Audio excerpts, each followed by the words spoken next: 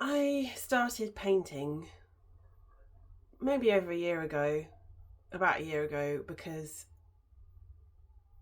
I wanted to make myself laugh and I couldn't do anything, and I had all this stuff inside me, all these emotions that I found really difficult to sit with because they were so huge and they felt so much bigger than me, to the point where it felt like even I was physically in pain because of the symptoms.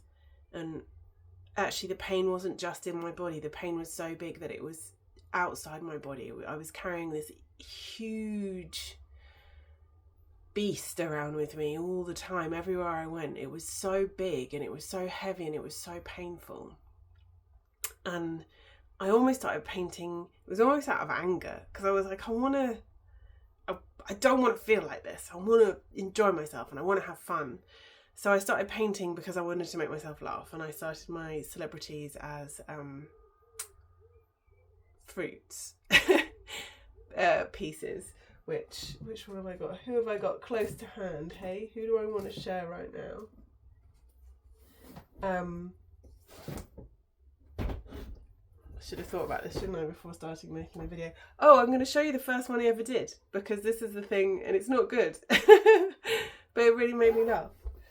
This is Nicolas Cage as a ham. So it was going to be Nicolas Uncaged. I'll put him there.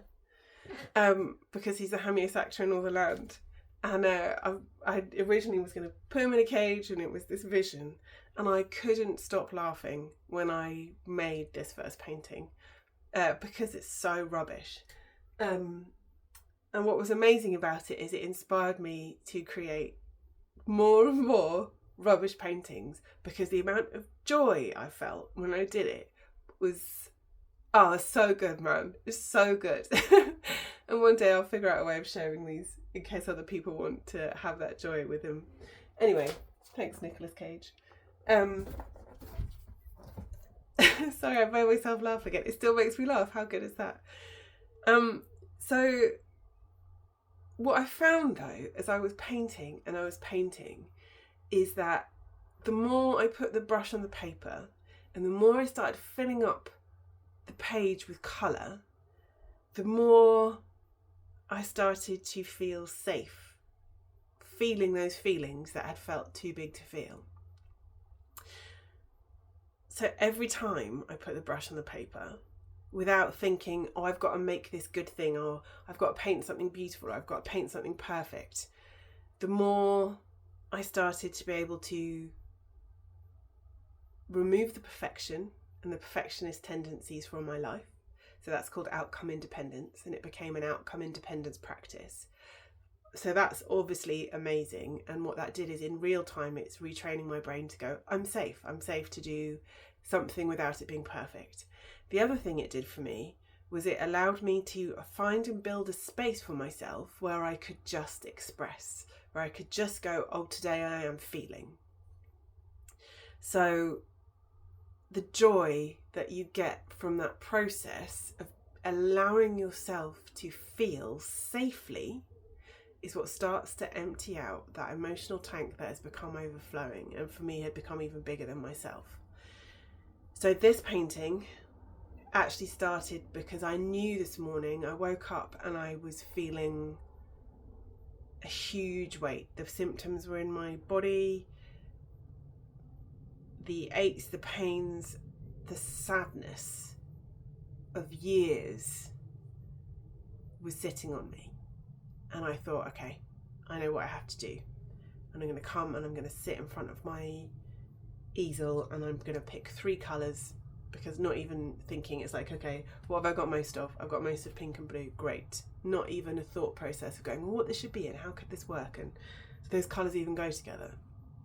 It was literally a process of going, what do I need to do to allow myself to feel in a way that is safe for me, so that I can actually reduce these symptoms and make them small to a point and manageable to a point where I can look at them and I can hold them up and say, I love you, it's okay, we're all right to be sad.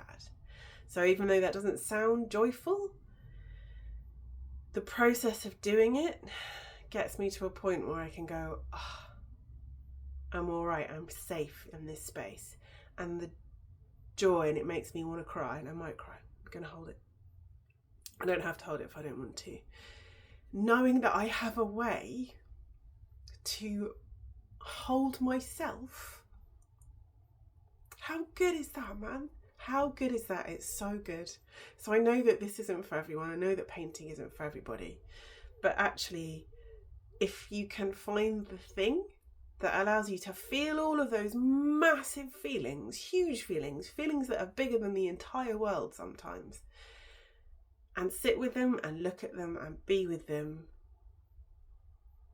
and enjoy doing it, then oh my gosh, you're onto a winner. And if you haven't tried making a mess, oh my gosh, make a mess. Who cares? It doesn't matter what the outcome is.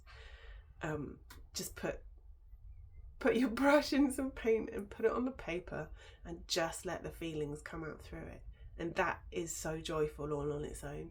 And you get outcome independence. Double whammy, man. Anyway, let me know if you do try, if it's something that you think has worked for you, because I'd love to champion it for you too.